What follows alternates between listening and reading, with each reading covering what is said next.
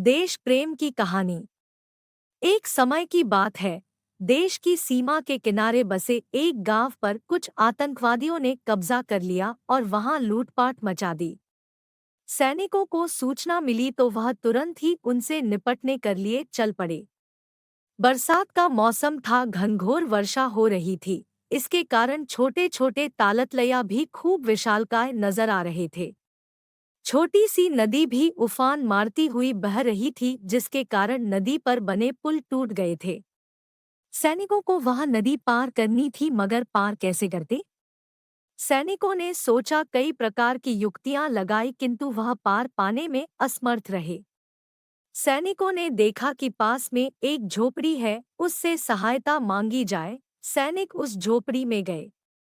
उस झोपड़ी में एक महिला की थी जो दिन भर कार्य करती थी और अपनी झोपड़ी में रहती थी। उस महिला के पास अन्य कोई साधन या घर नहीं था। सैनिकों ने जब बात बताई कि आतंकवादी गांव पर कब्जा कर चुके हैं और हमें फौरन वहां पहुंचना है, इसके लिए यह नदी पार करने के लिए कुछ लकड़ियों की हमें आवश्यकता होगी, जिसके कारण हम नदी को पार कर पाएंगे। महिला ने पहले कुछ सोचा, फिर कहा कि मेरी झोपड़ी मैं दोबारा बना लूंगी, आपको जितने भी लकड़ी मेरी झोपड़ी से चाहिए निकाल लीजिए। महिला की इस भक्ति से सैनिक गदगद हो गए और यथाशीघ्र ही नदी पर एक पुल का निर्माण किया गया, जिससे सभी सैनिक नदी के पार उतर गए। महिला के इस देशभक्ति की सराहना जितनी करे उतनी ही कम है। सैनिक जल्दी ही उस गांव पर पहुंच गए जहां आतंकवादियों ने कब्जा किया हुआ था।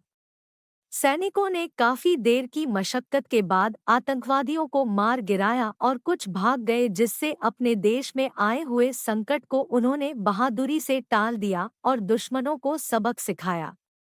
नैतिक शिक्षा, देश प्रेम और देशभक्ति से बड़ा कोई धर्म नहीं है। देश है तो हम हैं, ऐसा मानकर देश की सेवा करनी चाहिए। अगर व्यक्ति को देशभक्ति का मौका मिले तो उसे जरूर अपना देश प्रेम दिखाना चाहिए। यही सर्वथा उचित है और धर्म भी यही है।